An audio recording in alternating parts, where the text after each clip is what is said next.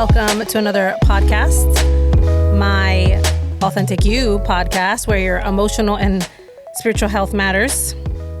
We at this again. We are. My name is Stacy, and I'm sitting next to you. You can introduce yourself. I feel like I always introduce you. You do. I kind of like it, though. My name's Renee. Renee Elizabeth. That's me. Scalaro Mora. You can look her up. Yeah. She's got several accomplishments. Let's go. Storyteller, writer, all the things. You good with that? Sure, why not? Mom, friend. What else?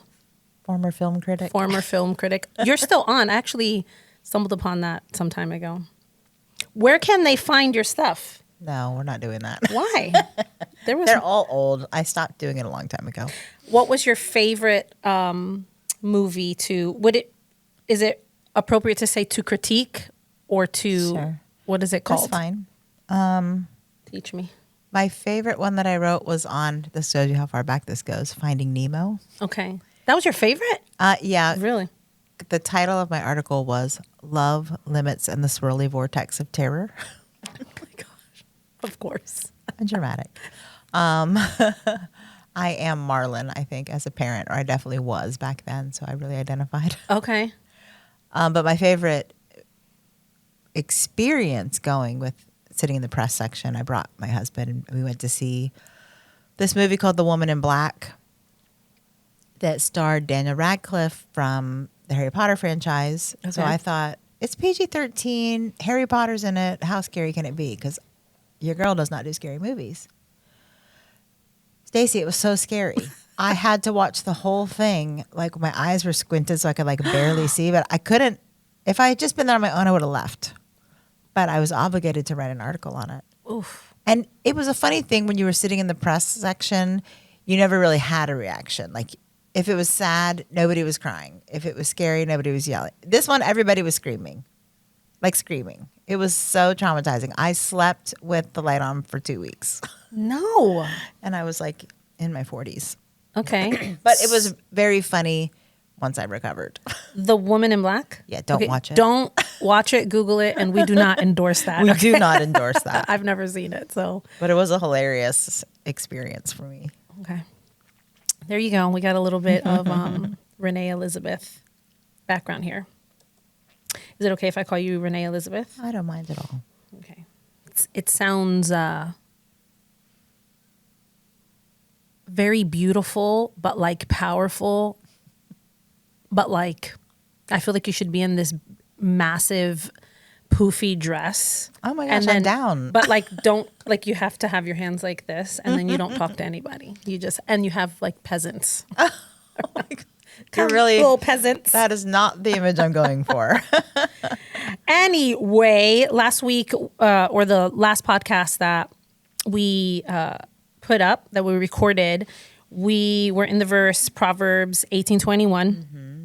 The tongue has the power. This is the NIV version. The tongue has the power of life and death, and those who love it will eat its fruit. It was only about 40 minutes, that podcast, and we discussed how this could be several sessions in Authentic You. So maybe we'll have several. Maybe right. I know we're going to have one today. Maybe the next one will be like that. I don't know. We're pretty chill here. We'll just talk about anything. But if you haven't listened to that one, before you press pause on this one and go back to the last podcast and just listen to that.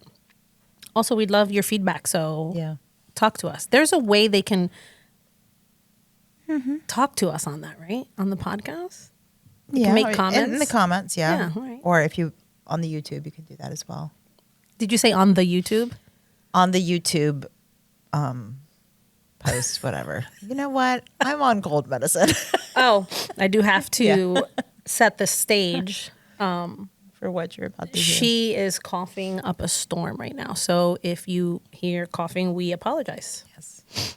But I prayed over it in the name of Jesus and told that it happened. We believe in a God that heals. Your co-host, I should have introduced myself as B. Arthur because my voice is definitely not happening today. 4 octaves lower. It's cute. It's good. Well, my youngest daughter was sick last week. So, of course, she wanted to sleep with mommy. She is about to turn 18, but some things never change. Listen, So now mommy's sometimes sick. I'm like, even now I'm like, I just want my mommy and no one else, you know? So we are going to stay in the same vein of the tongue, right? Yeah.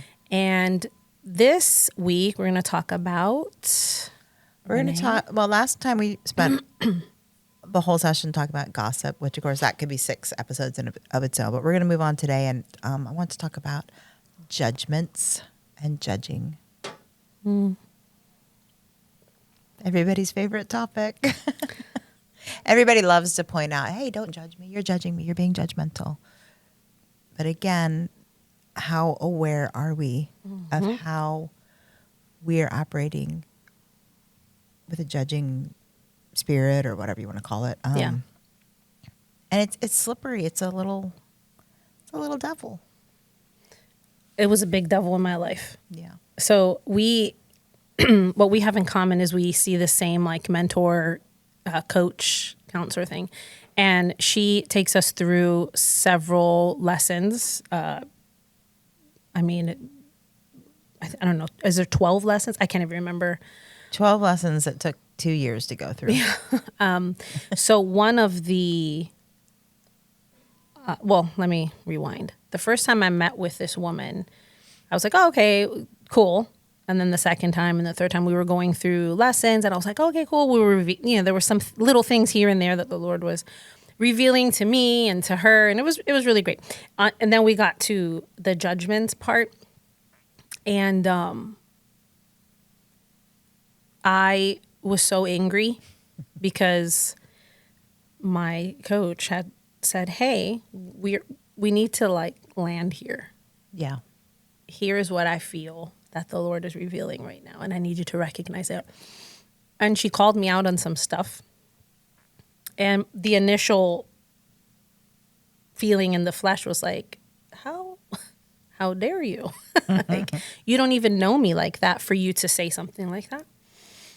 Then I had to process what she said. But it has that moment of me realizing, oh, this was inside of me. And I needed to release that. And I needed to ask God to forgive me. Right.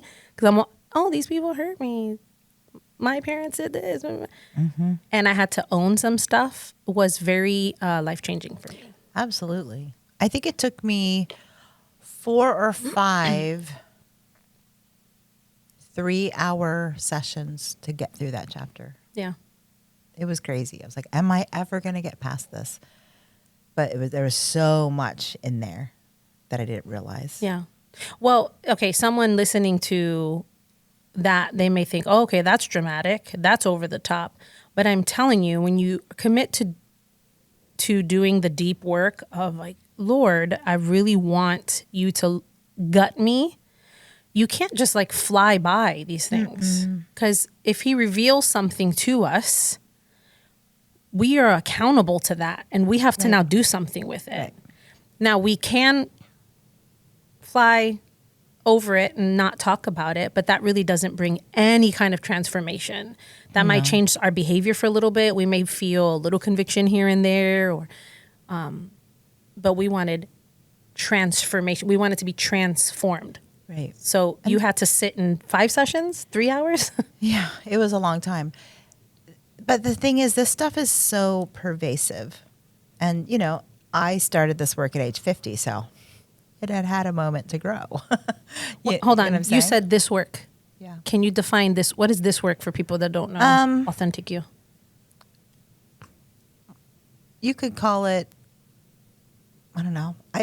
I call it inner healing, right? Yeah. That can, depending on where you're coming from, that might have a little bit of a weird tone to it. But, it's whatever. It's counseling. It's like digging up the stuff that's been holding you captive and ruling your life and deciding, I can't live like this anymore. Yeah. I need help figuring this out. Yeah. Okay. So, excuse me. It's all right. Here we go. You were saying. Okay, so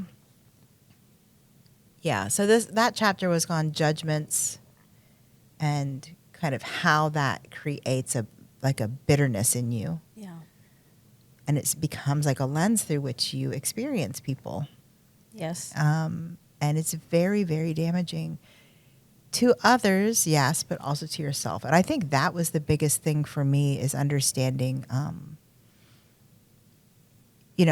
like I was saying in the beginning, I'm quick to be like, hey, you're judging me, right? But if I don't notice that I'm judging other people, then I'm not going to be aware of how that sin, if we won't call it what it is going to come back on me. That's kind of what we're going to talk about today. Okay. All right. You read a book some time ago. I remember you were telling me when you were going to be doing this book. And we ended, I believe, last week with, okay, we'll talk about the book this week. Is it okay if I share the book and then how I ended up reading the book? Yeah. No. Girl, get it. Hey, wait, I'm producing this thing. That's what we're doing. Let it loose. Yeah. Okay. So, a year and a half ago, my family went on a vacation over Christmas. We went back up to our hometown of Virginia to be with family. And my husband and I had this really awesome idea to put all 5 of us in one hotel room. So that's 3 teenage girls and the 2 of us. That went about as well as you can expect. And so there was a lot of tension, and we were working through some stuff. The relationship with the older girls, especially, and it hit a boiling point one day, and somebody said something disrespectful towards my husband, which he didn't seem that affected by, but for whatever reason, it was like a red flag in front of a bull for me, and I lost my mind. I went crazy. I was yelling, I was screaming, I was being so mean. I was saying, you're this, that, and the other thing. It was terrible, Stacy. It was so terrible. And I was so enraged. And I left the room, and my husband took me for a drive. And he's like, you're going to have to apologize. And I said, I will when I'm actually sorry. Like, I stayed mad for a minute. And I should not have allowed myself to do that, but I did. But when I calmed down and was like going to the Lord, I'm like, okay, obviously I handled that very poorly, and I had to stop saying, but they did this. I just had to own whatever happened. How did I respond? Yeah.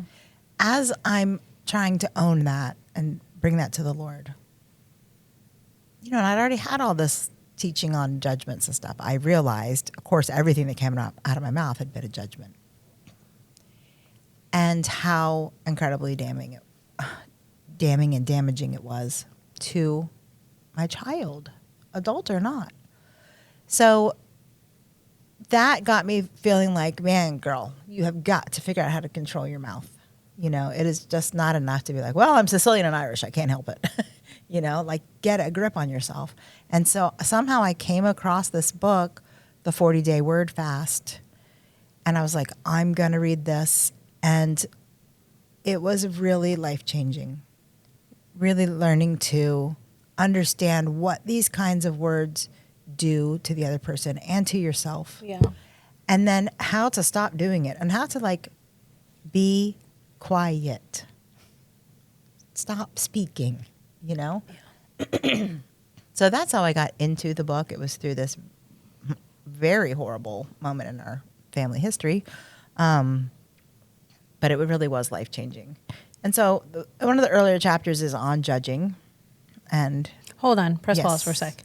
Because you just said life change came after a really horrible moment in your life. Yeah. I want to highlight the beauty of God and how he doesn't leave us to fend for ourselves. Right. And he is a God that is full of grace and loves us so much that he wants to take us to the finish line, right? Yeah. And so he will use the really crappy, gross moments to show up and then bring transformation. Absolutely. Not only to us personally, but also it bleeds out into the people around us. Mm-hmm. And for you, it's your children, your family. Right. So I want to highlight just the beauty of why do the work. Right. Because we have to dig up, allow ourselves to get to that place, and then allow the Lord to take us to a place of freedom and victory. And it is beautiful. We're talking about, I've seen you go through this journey. So I've seen, okay, ooh, hallelujah. So it's been good. I've seen the transformation. You know, and I was thinking how the Lord will let you get to the point. Well, we have to, right? We have to get to a point where we invite him in. Mm-hmm. I was absolutely exposed in that moment, like the real level to which I can go in anger and in lashing out and in trying to put somebody in their place. And oh man, it was hideous. I'm grateful for how it turned out. I'm grateful that my daughter forgave me. It was a process. We worked through all of this stuff, but I wish I had been able to be more honest with myself and with the Lord earlier and let him expose that in me privately before it bled out onto my family. And even though I was years into working on stuff, man, we say this all the time in Authentic You. It's like there will always be more to uncover. Mm-hmm. I do wish that I had been more willing to go deeper into this area. But I wasn't, and so it came out this way. But the Lord met me there. Thank God. Yeah. So. Okay. All right. So the author of this book is Tim Cameron. Is that what we said? Yeah. Okay. That's what I looked up. Okay. Yeah. I didn't read this book. So. So he defines like to judge someone as to make an evaluation as to the value, quality, or capability of others. Okay, I got that part. That's obvious. Like, you are not good at this, whatever. This is the part that got me. Or one who thinks he or she knows why others do what they do. And all of a sudden I was like, wow. How often have I been like, I know why you're acting like that. You're doing, it's because of this. Let me tell you why you're acting like that. Right? I didn't know that was judging. I thought that was me being insightful. Wow. Especially in your family, that's easy to fall into, especially if you're the parent. As mother, yes. Yeah. Yep. Right? And so to assume that I know the motivations of somebody else is to judge them. And for me, that's a big one. We don't know someone else's heart. Jeremiah 17:9-10 says, the heart is deceitful above all things and desperately wicked. Who can understand it? I, the Lord, search the heart. I test the mind, even to give to every man according to his ways and according to the fruit of his deeds. God knows the heart. We don't. Yes. We don't even know our own heart. So that's why we don't follow our heart. Right. So I feel like that's a very helpful, at least for me, a very helpful thing to pay attention to. If I'm giving somebody a why for their behavior, I'm in the wrong. Yes. I'm in the wrong. He goes so far as to say I'm in deception because I'm basically saying that I have the same insight as God into somebody's life and into somebody's heart. And I am that's prideful. Definitely not trying to set myself up as that. Right? Yeah. He says, when we think we know a person's motivation for saying or doing something, we're playing God. Of the multitude of circumstances in life we can find ourselves in, this is the one not to be found in, playing God and judging people. I feel like we are in the same place as Satan when we do that. Oh, gosh, yeah. And this is not me being dramatic.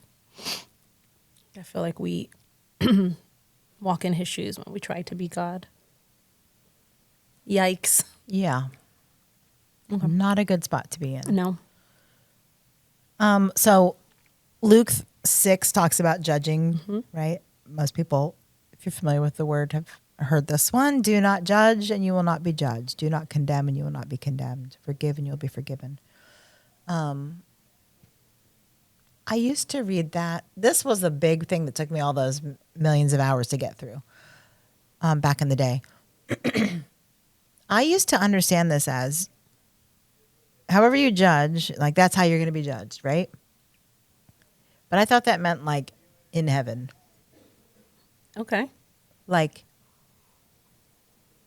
God will judge me the way I judged other people, like later, which is a scary enough prospect. But that is not what that means at all. The next verse says, given it will be given to you, a good measure, pressed down, shaken together, and running over, will be poured into your lap. For with the measure you use, it will be measured to you. Mm-hmm. Most of the times that I've heard that scripture, it's been about being generous, like financially. He's not even talking about money here. That is actually, I don't want to say number one, but it is in the group of texts that most preachers, when they preach on generosity and money, they use that. They rip it out of context, yeah. So what this is saying is, you know, whether or not you judge, if you condemn or not, if you forgive or not, you're going to receive that back multiplied over in your life. You reap what you sow. Exactly. This is just another version of that. Another version, yep. Right? So whatever I offer to other people, right, I'm going to get that back in greater abundance. You mentioned this last week about how you practice in private, you know, being a keeper of people's confidence, and that you have seen that you have reaped the benefit of that in public. That's an exact example of what's being talked about here. Yeah. So that's, you know, when I understood it as I'll be judged later, you know, that gave me time to fix it. Yeah. Right? Or it's something far off on the horizon.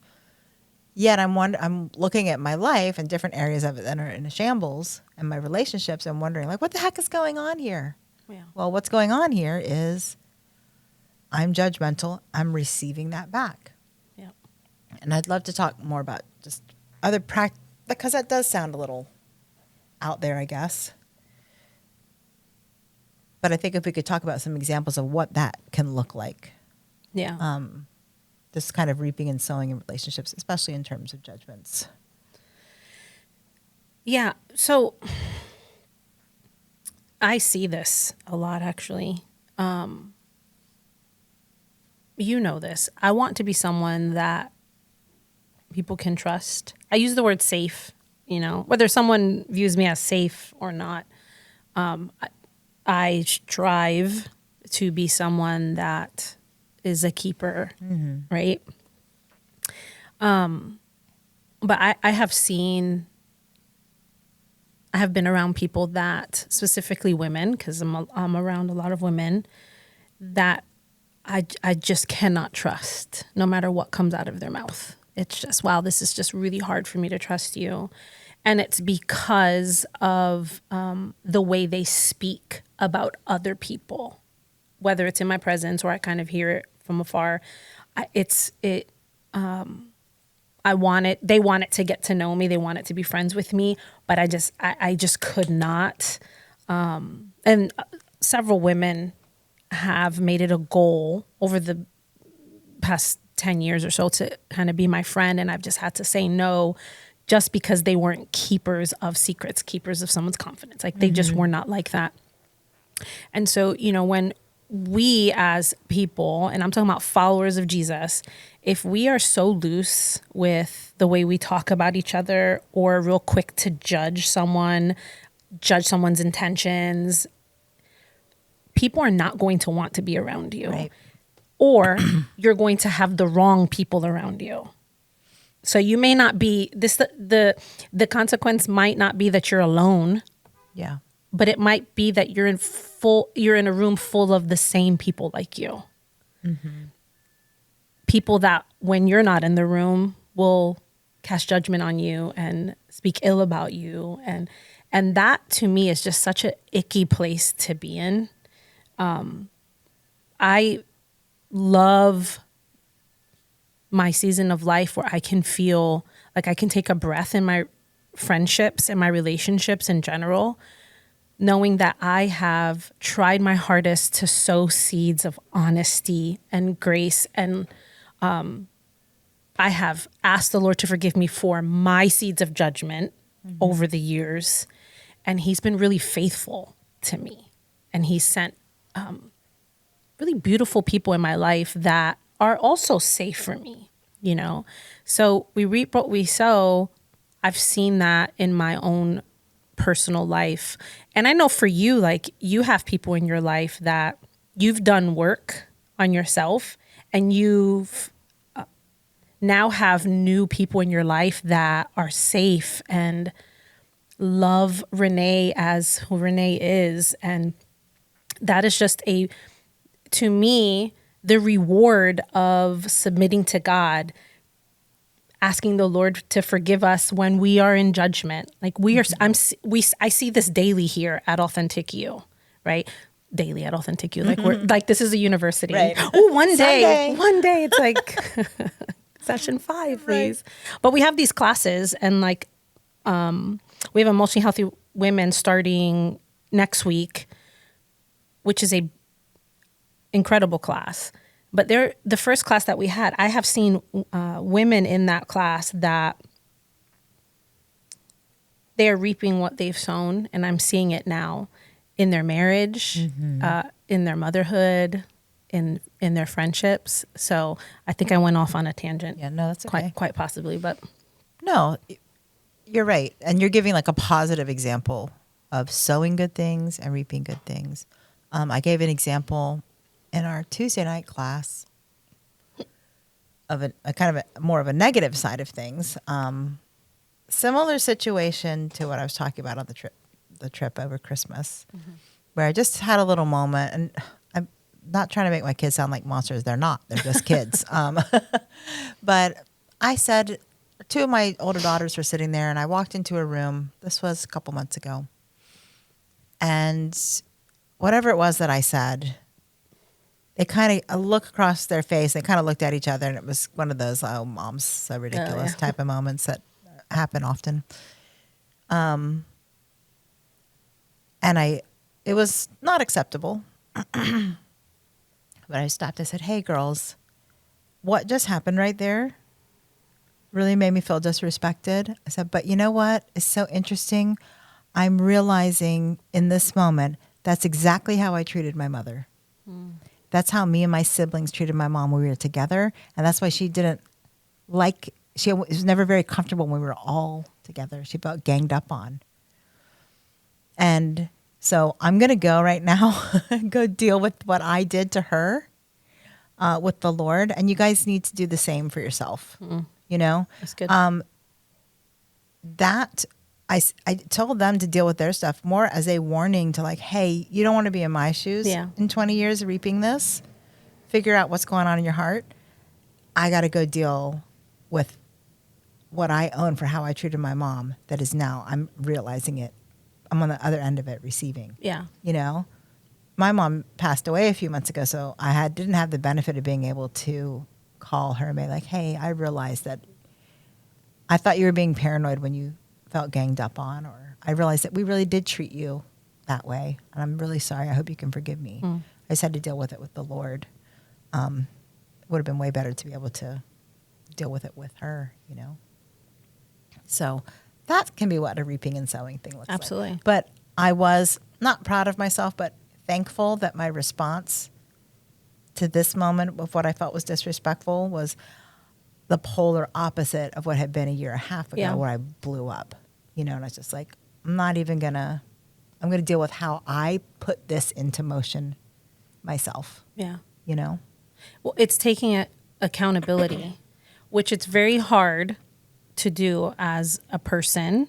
Like, I need to be accountable for stuff because, like you had mentioned earlier, it is very easy to point out the pain that someone else caused us. And so now you're the enemy, you're the bad person, you're the monster because you've made me this way. But to stop and say, hold on, what is inside of me? What can I own here? Right. You know, is very freeing if you're willing to do it. Yeah. You know, and you reaped what you sowed. You went and dealt with that mess and that chaos a year and a half ago. You gave it to the Lord. You asked for forgiveness. You didn't move on. You moved forward.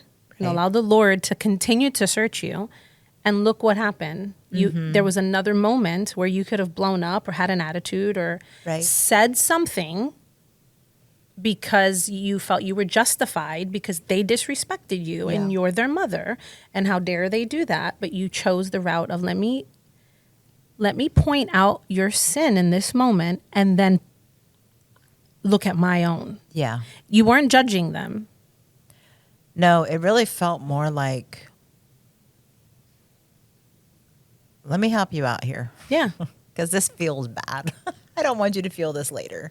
And that's the heart that's the difference between judging and then correcting in love and pointing stuff out.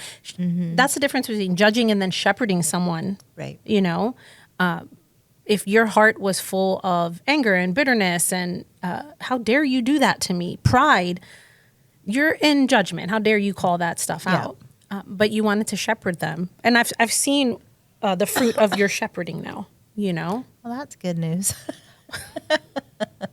Well, we reap what we sow. Yeah. And that is God's way. Right. It's a law that he has built into creation that is inescapable. Yep. Once we can grasp that, man, that's an opportunity to be so less flip or careless about how we just meander through life and how we interact with people. Yeah. You know, with the reaping, and so many things, why not? I'm like Titi Stacy to a lot of children. I'm going to tell you why. I don't think I've said this out loud. I treat people's children behind closed doors like parents are not there. No one can see me. Mm-hmm. So it's not my kid. But if they do something nasty or disrespectful or they have poor behavior, I treat them so kindly and so full of grace. I speak to them. I speak life into them. And no one's watching me. Right. So I'm not performing for anybody. Right. So it's not like mom's looking at me. It's not that. It's I do this because one day my son will need someone to show him grace. Mm-hmm. One day my daughters will need people to shepherd them properly. So I purposely practice kindness and grace and gentleness and self-control with other people's kids. Not so, let me make sure I do this so then my kids can. No, it's, man, I want to shepherd someone else's kids properly because my kids are going to need people as well. So I want to reap. I want to reap the benefits of what I sow in private. Yeah. And so it's kind of silly when I'm talking from a mother's perspective. It's not silly. I don't want to say that. It's a big deal for me. But I do these things in private. That's why I practice speaking highly of people that I do not agree with or really rub me the wrong way. It's because there is going to be moments and times where this could happen to me, right? So the whole reaping and sowing thing could be its own podcast as well. I feel like we always say that. It could be another podcast. But anyway, keep going. No, you were saying. No, I was going to just say, how can we be tuned in to when we're judging, right?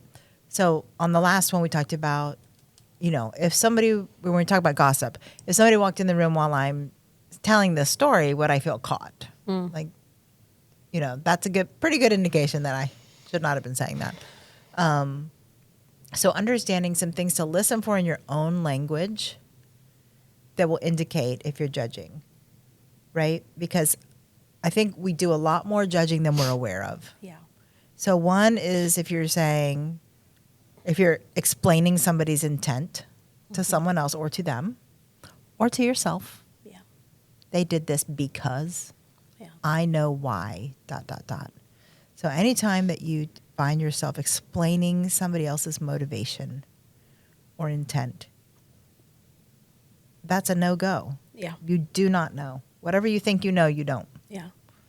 And scripture is clear. It's impossible to know that. Even if you were right, it is not your place. Right. Even if you, I know what it is. That is not your place, and you need to even the brief. Okay, you need to ask for forgiveness because that stuff we reap what we sow. Those seeds turn into really gross things later on if we don't nip that stuff now. Right. Yes. I was going to say that when you say ask for forgiveness, making that a practice of like immediately. I don't want to be lugging around a bunch of stuff that I didn't even know that I had not dealt with, you know? So immediately bringing that to the Lord. Lord, forgive me for judging them, you know? So the second one is this. When we say, Stacy is blank. And let me give an example. There's a big difference between me saying to my daughter, that was an irresponsible choice, and here are the outcomes. Or saying, you are so irresponsible. When I say you are so irresponsible, I'm judging her. Yeah. I'm basically tying her value to a behavior. We're more than our behaviors. Yeah. Right? But if I say, hey, girl, like, that was an irresponsible choice that you made, right? This is how this is going to play out. That's addressing something. That's correcting, like you said, correcting in love. Yeah. Being clear about something. But I'm not saying you are the sum of your mistakes. Yeah. Right? So listening for that, listening for the you are, or the I know why. Yeah. Those are things that will tell us that we're in judgment of somebody. Yes. Now this is an adult podcast.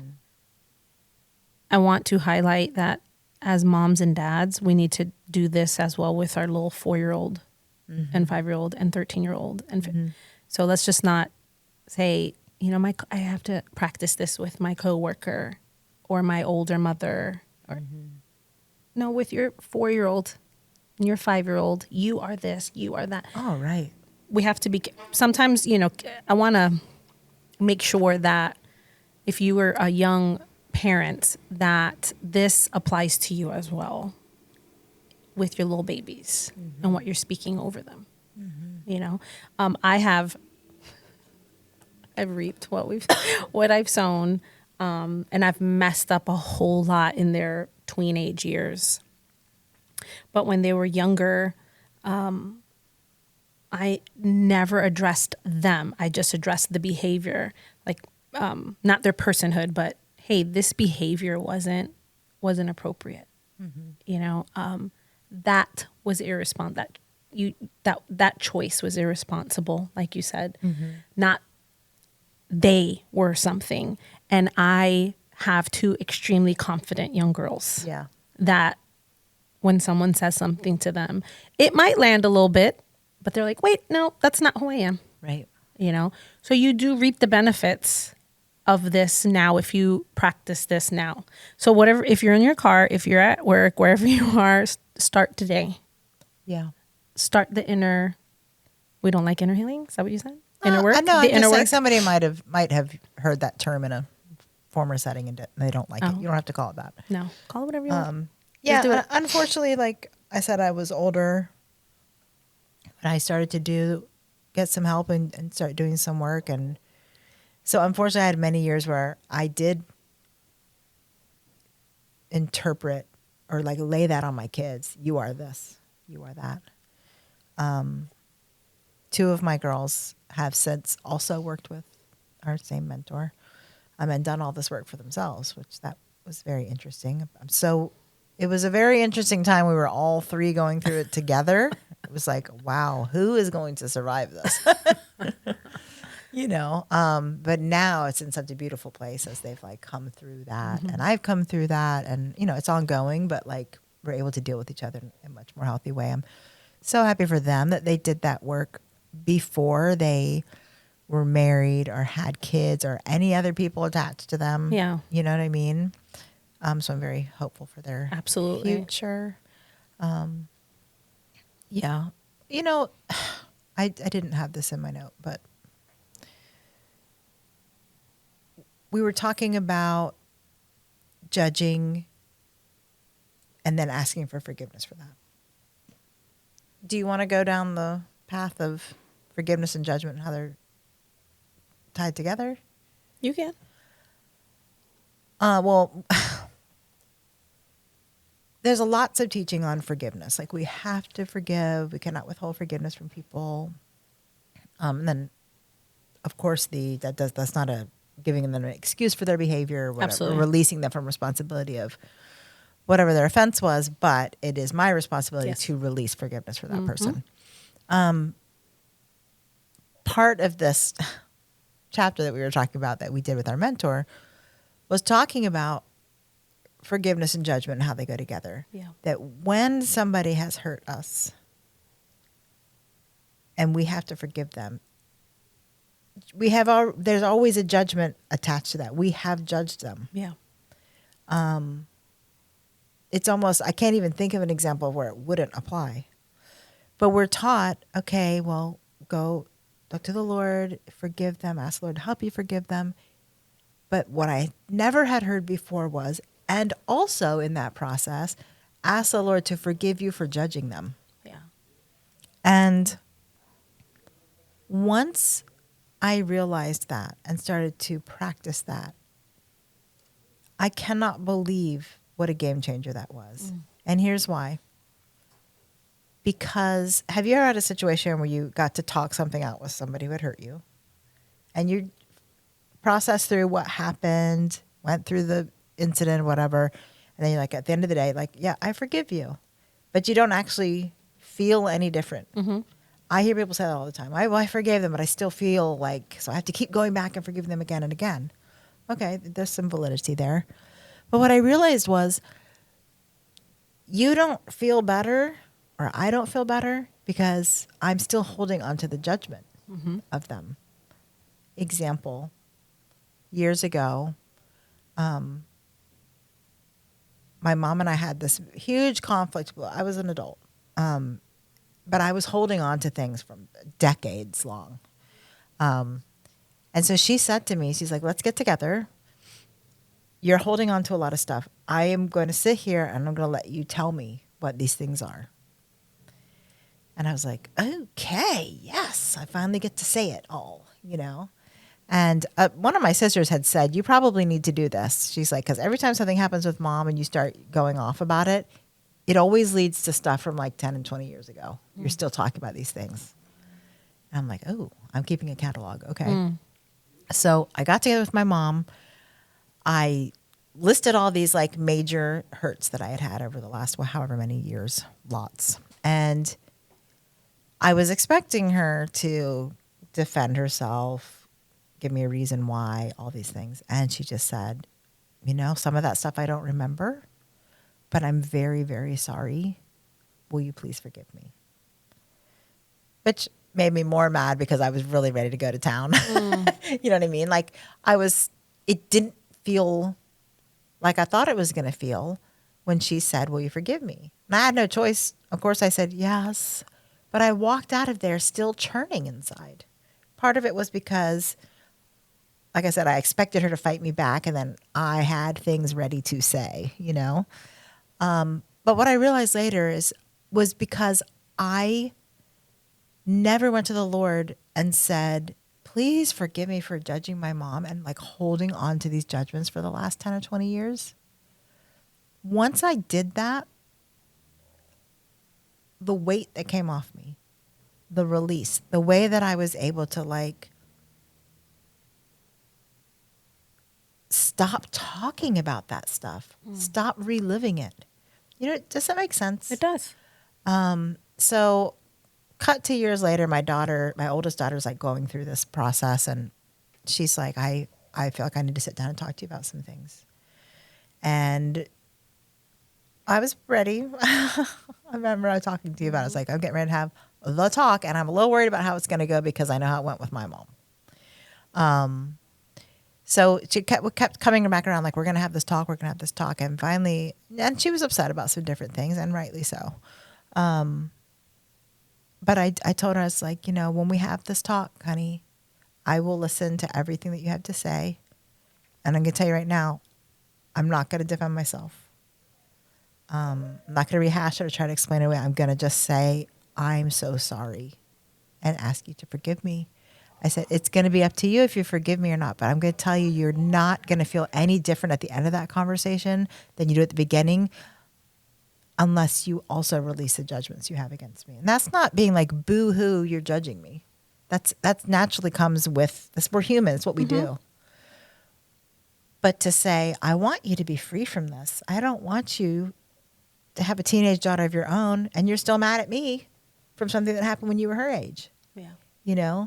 So ever since I understood this concept, I never pray like, Lord, I forgive so-and-so, without saying immediately, please forgive me for judging them. Yeah. Even if I don't even fully understand how it is that I judge them, I don't care. I'm still taking it to the Lord now. Yeah. And that kills pride when you say that. Absolutely. That kills pride. And it's not saying, giving them an excuse, giving them a pass, you get to treat me that way again. None of that. It's just dealing with my own part of it. Yeah. Which is completely separate. Yeah. From what they may have done. And so I've talked to people a lot about, as we're like working through stuff, okay, yes, you need to forgive them. You need to also ask Lord to forgive you for judging them. Yeah. And without fail, they come back. I cannot believe how quickly my relationship is transforming. Yeah. It's amazing. Yeah. It's the whole reaping what you sow thing. Yep. I have a story. Some time ago, someone that has been in my life for quite some time needed to talk to me. And so this person wanted to share some grievances that they had with me that they had been holding on to for a good chunk of time. And I felt a little cornered because they didn't set up the meeting. It was just, we kind of stumbled upon the conversation, Right. kind of one of those things.